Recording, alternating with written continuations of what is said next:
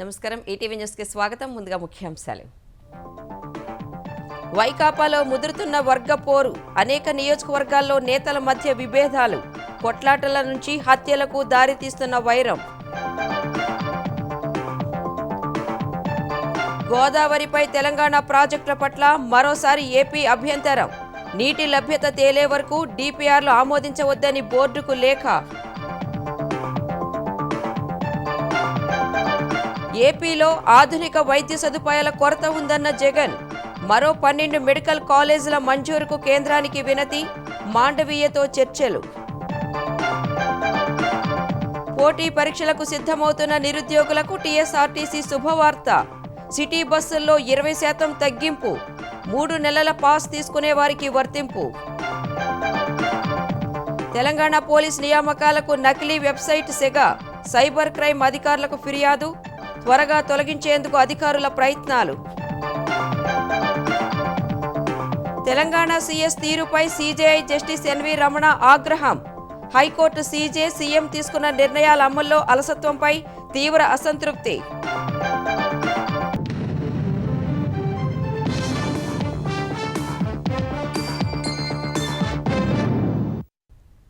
అధికార వైకాపాలో నివురుగప్పిన నిప్పులా ఉన్న వర్గ విభేదాలు క్రమక్రమంగా రాజుకుంటున్నాయి. కొన్ని చోట్ల బహిరంగంగా కొందరు రోడ్డెక్కుతుంటే మరికొన్ని చోట్ల హత్యలకు వెనుకాడటం లేదు. ఇతర పార్టీల నేతలు వైకాపాలో చేరిన నియోజకవర్గాల్లో ఇప్పటికీ సయోధ్య కనిపించడం లేదు.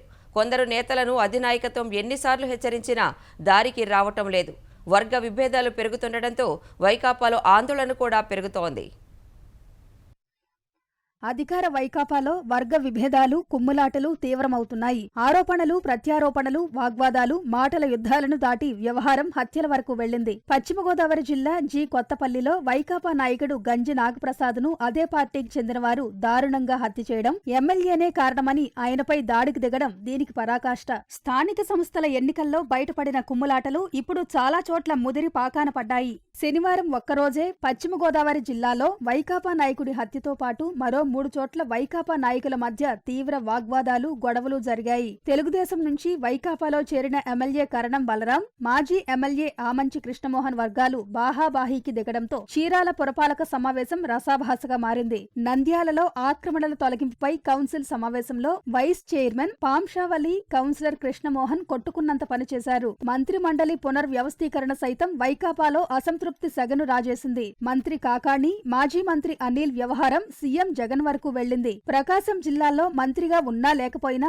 అంతా తానే అన్నట్లుగా బాలినేని శ్రీనివాసరెడ్డి వ్యవహరిస్తున్న తీరు పట్ల మంత్రి సురేష్ సన్నిహితుల వద్ద అసంతృప్తి వ్యక్తం చేసినట్లు తెలిసింది. పల్నాడు జిల్లా చిలకలూరిపేటలో మంత్రి విడదల రజని ఒక వర్గంగా, స్థానిక నేత మర్రి రాజశేఖర్, ఎంపీ శ్రీకృష్ణదేవరాయలు మరో వర్గంగా కొనసాగుతున్నారు. కడప జిల్లా ప్రొద్దుటూరులో ఎమ్మెల్యే రాచమల్లు, అదే నియోజకవర్గానికి చెందిన ఎమ్మెల్సీ రమేష్ యాదవ్ వర్గాల మధ్య విభేదాలు ఉన్నాయి. వినుకొండ నియోజకవర్గంలో ఎమ్మెల్యే బొల్లా బ్రహ్మనాయుడు, మాజీ ఎమ్మెల్యే మల్లికార్జునరావుల మధ్య కోల్డ్ వార్ జరుగుతోంది. నగరి నియోజకవర్గంలోని 5 మండలాల్లో మంత్రి రోజా వ్యతిరేక వర్గాలున్నాయి. పొన్నూరు ఎమ్మెల్యే రోసయ్య 2014లో అక్కడ వైకాపా తరఫున పోటీ చేసిన రావి వెంకటరమణ వర్గాల మధ్య సామాజిక మాధ్యమాల్లో యుద్ధం కేసులకు దారితీసింది. P Gannavaram MLA Chittibabu ZPTC ఎన్నికల్లో చివరకు తన కుమారుడికి కూడా టికెట్ దక్కించుకోలేకపోయారు. దర్శిలో మాజీ ఎమ్మెల్యే బూచేపల్లి శివప్రసాద్ రెడ్డి, ఎమ్మెల్యే మద్దిశెట్టి వేణుగోపాల్ మధ్య వివాదం కొనసాగుతోంది. దర్శి మున్సిపాలిటీలో వైకాపా పరాజయానికి ఇదే కారణమని చర్చ జరుగుతోంది.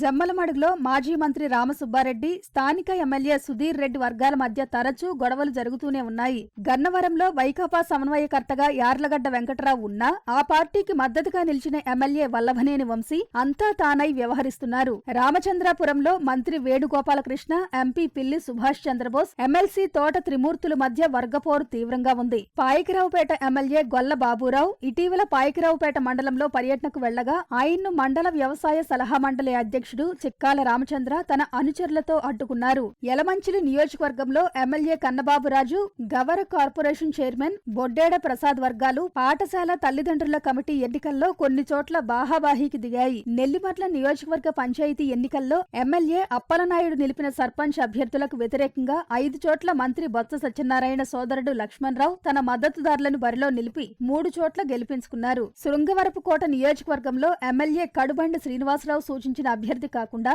ఆయన వ్యతిరేక వర్గం అభ్యర్థి ఎంపీపీ పీఠాన్ని దక్కించుకున్నారు. రాజమహేంద్రవరంపై పట్టు కోసం ఎంపీ మార్గాని భరత్, రాజానగరం ఎమ్మెల్యే జక్కంపూడి రాజా మధ్య పోరు నెలకొంది. ఇద్దరిని సీఎంఓకు పిలిచి సర్ది చెప్పినా విభేదాలు సద్దుమణగలేదనే చర్చ ఉంది.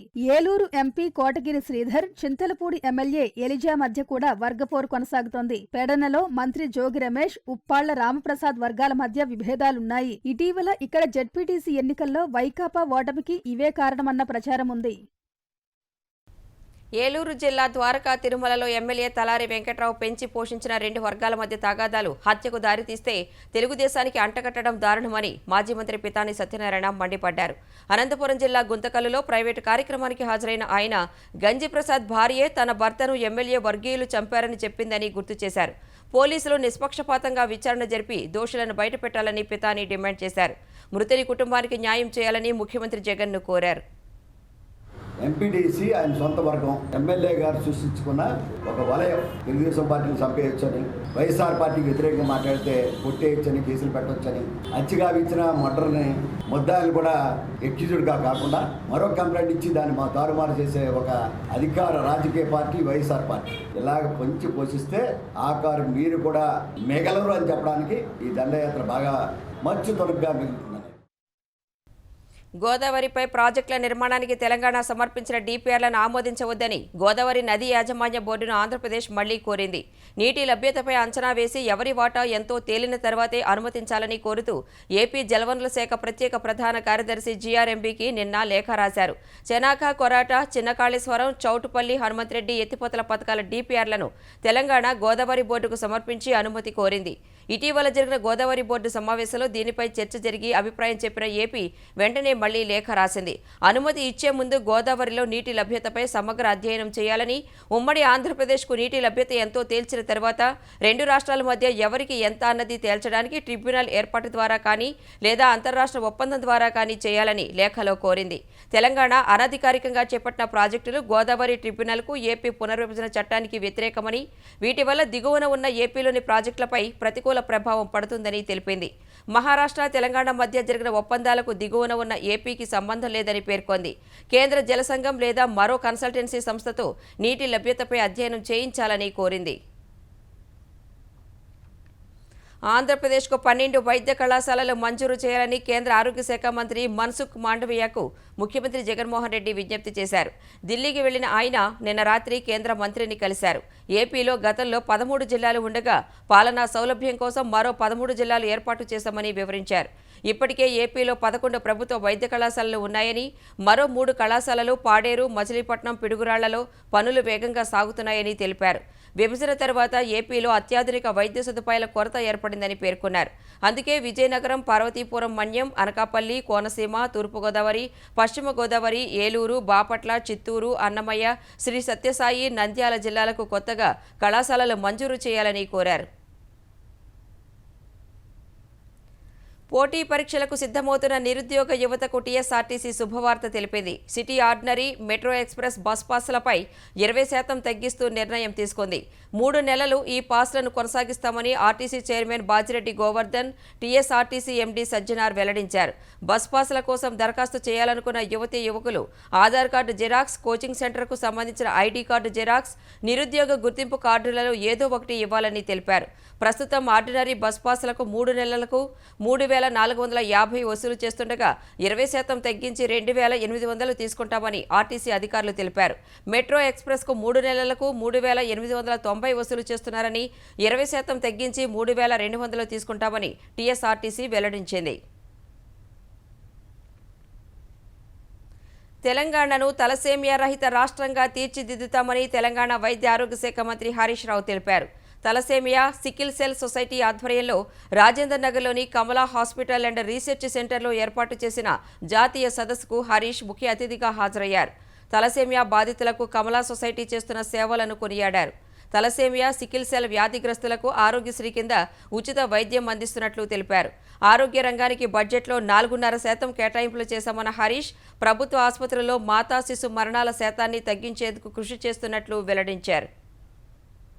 जेनेटिक डिसऑर्डर से छोटे बच्चों को इतना तकलीफ हो रहा है वो बातों में नहीं बोल सकते। सो इसके लिए HbA2 का टेस्ट फर्स्ट एंटीनेटल चेकअप में कंपलसरी करने के लिए जो रिक्वेस्ट चंद्रकांत जी कर चुके हैं, जल्द से जल्द तेलंगाना में HbA2 टेस्ट मैंडेटरी करा देंगे हम। We'll try to make Telangana thalassemia and sickle cell free first state in the country. Telangana ప్రభుత్వ ప్రధాన కార్యదర్శి తీరుపై సుప్రీంకోర్టు ప్రధాన న్యాయమూర్తి జస్టిస్ ఎన్వి రమణ ఆగ్రహం వ్యక్తం చేశారు. తెలంగాణలో న్యాయ వ్యవస్థ సమస్యల పరిష్కారంపై హైకోర్టు సీజే, ముఖ్యమంత్రి అనేక నిర్ణయాలు తీసుకున్నా వాటి అమలులో సీఎస్ అలసత్వం ప్రదర్శిస్తున్నారని అన్నారు. ఢిల్లీలో జరిగిన హైకోర్టు న్యాయమూర్తులు, ముఖ్యమంత్రుల సదస్సులో ఈ మేరకు అసహనం వ్యక్తం చేశారు. తాము వ్యక్తిగత పనుల కోసం అడగటం లేదని, న్యాయ వ్యవస్థ బలోపేతం కోసమే నిర్ణయాలు తీసుకున్నట్లు జస్టిస్ ఎన్వి రమణ వ్యాఖ్యానించారు. కోర్టుల్లో చాలా దయనీయమైన పరిస్థితులు ఉన్నాయని ఆవేదన వ్యక్తం చేశారు. కొన్ని జిల్లా కోర్టుల్లో ఒక న్యాయవాది కోర్టు హాల్లోకి వెళ్లి వెనక్కి వస్తే తప్ప మరొకరు వెళ్లే పరిస్థితి లేదన్నారు. ఇలాంటి పరిస్థితుల్లో మార్పులు చేర్పులకు అధికారులు సహకరించకపోతే ఎలా అని సీజేఐ ప్రశ్నించారు. ఈ విషయాలేవీ తమ దృష్టికి రాలేదని, పరిశీలించి అన్ని అంశాలు పరిష్కారం అయ్యేలా చూస్తానని తెలంగాణ న్యాయశాఖ మంత్రి ఇంద్రకరణ్ రెడ్డి హామీ ఇచ్చారు.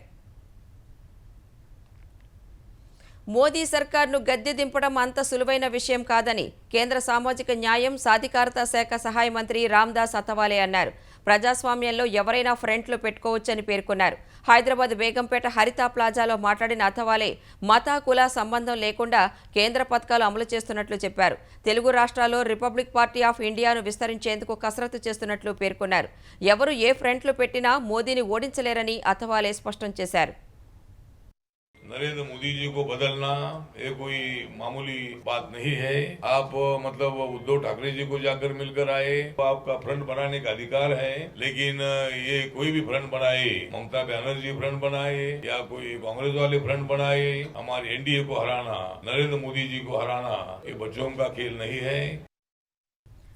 ఎన్నికల్లో భారతీయ జనతా పార్టీని ఓడించి విజయం సాధించాలంటే రెండో ఫ్రంట్గా అవతరించాల్సిందేనని ఎన్నికల వ్యూహకర్త ప్రశాంత్ కిషోర్ అభిప్రాయపడ్డారు. ఏ మూడో ఫ్రంట్, నాలుగో ఫ్రంట్ భాజపాను గద్దె దించలేవని తాను భావిస్తున్నట్లు తెలిపారు. 2024 సార్వత్రిక ఎన్నికల్లో తృణమూల్ కాంగ్రెస్ మూడో ఫ్రంట్గా రూపుదిద్దుకునేందుకు సహకరిస్తున్నారా అంటూ ఓ వార్తా సంస్థ అడిగిన ప్రశ్నకు పీకే సమాధానమిచ్చారు. ఈ దేశంలో మూడో ఫ్రంట్, నాలుగో ఫ్రంట్ ఎన్నికల్లో విజయం సాధిస్తుందనే దానిపై తనకు నమ్మకం లేదన్నారు. భాజపాను మొదటి ఫ్రంట్గా పరిగణిస్తే దానిని ఓడించేందుకు రెండో ఫ్రంట్ కావాలని పేర్కొన్నారు.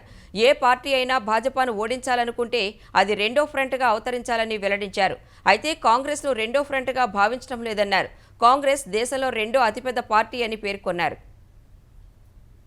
Telangana state level recruitment board పేరుతో అంతర్జాలంలో గుర్తు తెలియని వ్యక్తులు నకిలీ వెబ్సైట్ సృష్టించారు. డీజీపీ కార్యాలయంలో రిక్రూట్మెంట్ బోర్డు విభాగం అధికారులు అంతర్జాలంలో నకిలీ వెబ్సైట్ ఉన్నట్లు గుర్తించారు. సైబర్ క్రైమ్ పోలీసులకు ఫిర్యాదు చేయగా నకిలీ సైట్ను తొలగించేందుకు చర్యలు చేపట్టారు. నకిలీ సైట్ను సృష్టించిన సైబర్ నేరస్తులు ఎవరో తెలుసుకునేందుకు పోలీసులు దర్యాప్తు చేస్తున్నారు. దరఖాస్తుల స్వీకరణకు ఇంకా 2 రోజుల సమయం ఉండటంతో సాధ్యమైనంత వేగంగా నకిలీ వెబ్సైట్ను తొలగించేలా చర్యలు చేపట్టారు. జాతీయ హెల్త్ మిషన్ సహకారంతో అమలు చేస్తున్న కార్యక్రమాలకు సంబంధించిన ఉద్యోగాల భర్తీకి సైబర్ నేరస్తులు అంతర్జాలంతో పాటు పత్రికల్లోనూ తప్పుడు నియామక ప్రకటనలు ఇచ్చారు. 3 రోజుల క్రితం ఈ విషయాన్ని గుర్తించిన వైద్య ఆరోగ్య శాఖ ఉన్నతాధికారులు పోలీసులకు ఫిర్యాదు చేశారు. దేశంలోనే ఏ ముఖ్యమంత్రి చేయని విధంగా సంక్షేమ పథకాలు ప్రవేశపెట్టిన ఘనత కేసీఆర్కు దక్కుతుందని తెలంగాణ పౌర సరఫరాల శాఖ మంత్రి గంగుల కమలాకర్ అన్నారు. కరీంనగర్ కలెక్టరేట్ ఆడిటోరియంలో కళ్యాణలక్ష్మి, షాదీ ముబారక్ లబ్ధిదారులకు 5,91,00,000 విలువ గల చెక్కులను మంత్రి పంపిణీ చేశారు. తెలంగాణలో ప్రతి ఆడబిడ్డ వివాహానికి ఆర్థిక సహాయం చేస్తూ కేసీఆర్ మేనమామలా నిలుస్తున్నారని గంగుల చెప్పారు. తెలంగాణ రాష్ట్రం రాకముందు ఎప్పుడు కరెంట్ వస్తుందో తెలియదు, ఎప్పుడు కరెంటు పోయో తెలియదు, ఎప్పుడు నీళ్ళతో తెలియదు.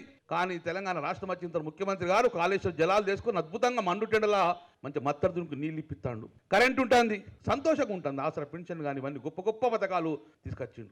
తెచ్చుకున్న తెలంగాణ రాష్ట్రం కొట్టాలి తీసుకుని తెలంగాణ రాష్ట్రంలో మా ఆడబిడ్డలు నవ్వాలి.